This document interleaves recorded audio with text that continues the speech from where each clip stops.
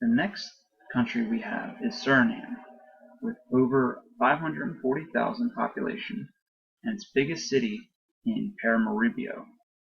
Suriname, in the century and the long road to independence, became an autonomous part of the Kingdom of the Netherlands and finally gained independence on November 25, 1975. That same day, the current flag of Suriname was officially adopted on that date. The white represents freedom and justice, and the red and green were the colors of the political parties during the independence. The gold star symbolizes unity and hope. And so next we have Uruguay, with a population of almost 3.5 million, and its biggest city is in Montevideo.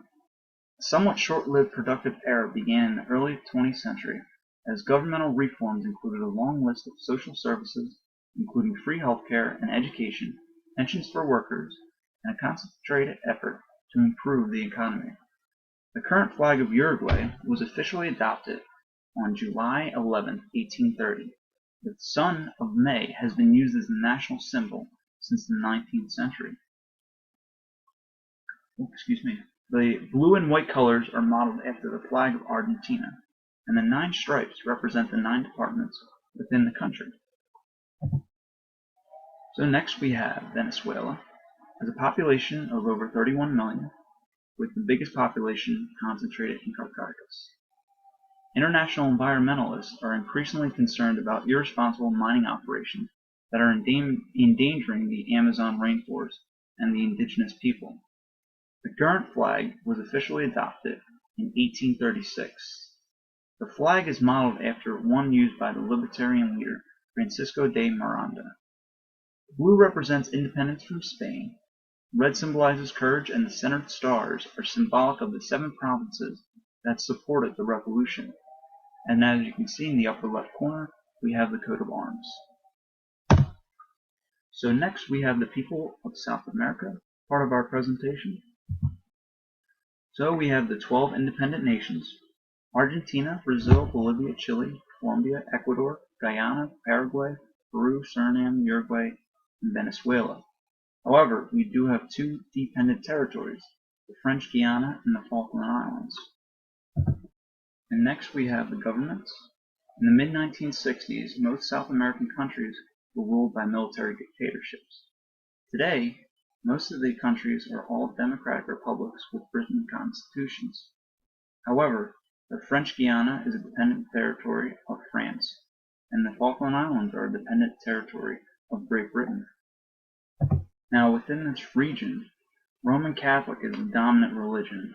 Most nations, about 90 to 95% population, are all Roman Catholic. In some religions, however, Catholicism is blended with other belief systems. Now, we have a few exceptions. Suriname only has about 48% Christian, with a blend of Roman Catholic and Protestant. The Falkland Islands, the dominant religion is Christian Anglican Church.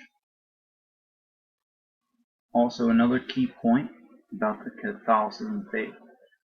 The Catholic influence can be seen in many South American institutions.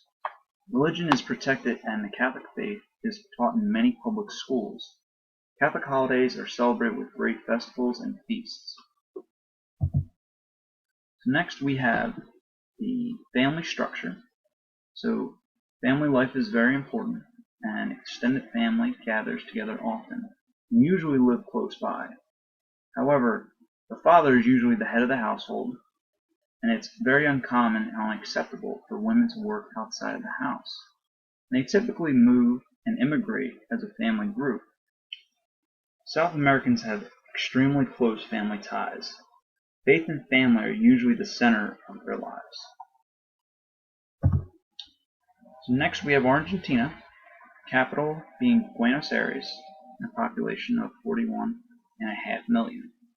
So the official language here is Spanish, and their ethnicity is multi-ethnic, and with Amerindian and European. They're highly literate and high income.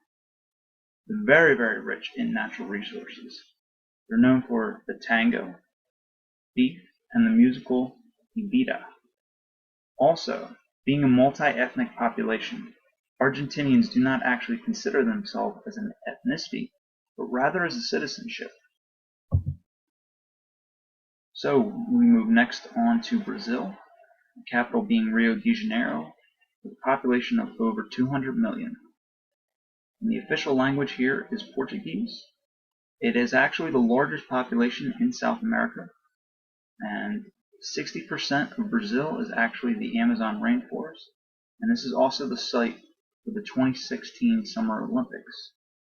So, one of the biggest things that Brazil is known for is actually this picture you see here, the statue of Christ the Redeemer. It's one of the 7 wonders of the world. And according to the Brazilian Constitution, all citizens are equal regardless of race, ethnicity, gender, or religion. Outside of Brazil, the largest Brazilian population actually lives right here in the US.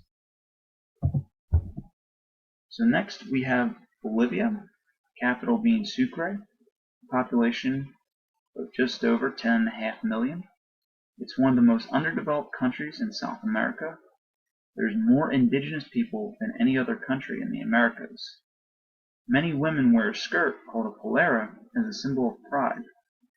It's also known for being untouched by the passage of time. And indigenous Bolivians are the largest ethnic group, accounting for about 62% of the population. Mestizos, which is the mixed indigenous and European ancestry, account for an additional 30%. So next we have Chile, with its capital being Santiago, and a population of over 17.5 million. The official language being Spanish, and one of the big things that Chile is known for is the Easter Island, as you can see here, and which are the large stone heads, and is also the site of the world's largest swimming pool. So also, Chile's huasos are similar to the cowboys in the United States and are part of the country's folkloric culture. So next we have Colombia, capital being Bogota, and a population just under 48.5 million. Currency being the Colombian peso, and the official language is Spanish. Now, Colombia is a country of great contrast. Although known for organized crime and illegal drugs, the people are happy and friendly, and the country boasts some of the world's finest coffee, emeralds, and orchids. So next we have Ecuador, capital being Quito. The population is just over 15.7. They actually use the US dollar, and their official language is Spanish. And pretty neat fact here, we have the president controls media and the civil society. It straddles the equator. Petroleum products and agricultural exports are some of the biggest money crops that we have here in this region. They're known for the Amazon rainforest, Galapagos Islands, and their unique ecosystem and wildlife. The Galapagos Islands is an isolated terrain that shelters a diversity of plant and animal species. Charles Darwin visited this back in 1835, and his observation of the Galapagos species inspired his theory of evolution. So next we have Guyana, capital being Georgetown, and population just under 800,000. They use the Guyanese dollar, and their official language is English. They're known for the dense rainforest, and they're also known for the only South American country where English is being the official language. So, with Guyana, it has dense rainforests, English speaking, with strong traditions of cricket and calypso music, and is culturally connected to the Caribbean religion. Its capital, Georgetown, is known for its British colonial architecture. And following that, we have Paraguay, with the capital being Asunción, and a population over 6.8 million. And they're one of the most homogeneous populations in South America, with 95% mestizo, being the mixed Spanish and Guarani. It's one of South America's most bilingual countries, and also, even with it being one of the least known countries, it is actually home to large swaths of swampland, subtropical forest, and Chaco, which is wilderness comprising savanna and scrubland. And as you can see, it's known for all this untamed wilderness. So next we have Peru, capital being Lima, and population just over 30.3 million. They use the Peruvian Nueva Sol, the official language being Spanish, Aymara, and Quechua. Ethnicity being 45% Amerindians, 35% Mestizos. It is actually the home of the Amazon rainforest and Machu Picchu, the ancient Incan city set high in the Andes Mountains. The area surrounding Machu Picchu includes the Sacred Valley, the Inca Trail, and the lively city of Cusco. Next we have Suriname, capital being Paramaribo. Population is just shy of 540,000, and the currency is the Suriname dollar. The official language is Dutch. It's very diverse, as the largest ethnic group of South Asians and Creoles of African descent. They are formerly known as the Dutch Guiana Plantation Colony of the Netherlands. They have a very high standard of living and hot and wet tropical climates. Suriname is known for the vast swaths of tropical rainforest, Dutch colonial era architecture, and a melting pot culture. Next we have Uruguay, with the capital being Montevideo. Population is just over 3.4 million. They use the Uruguayan peso, and the official language is Spanish. Now, with Uruguay, it actually has the lowest level of crime in South America and a very high standard of living. Uruguay actually means River of the Painted Birds, low-lying country of rolling plains and hills. One of the drinks that Uruguay is most known for is yerba mate, which is usually drunk from the gourds through a silver straw. So next we have Venezuela. Its capital city is Caracas, population with just over 30.4 million. The currency is the Venezuelan Bolivar, and the official language is Spanish. They're mostly containing hot and humid lowlands with cool highlands, and a big boom in industries in petroleum.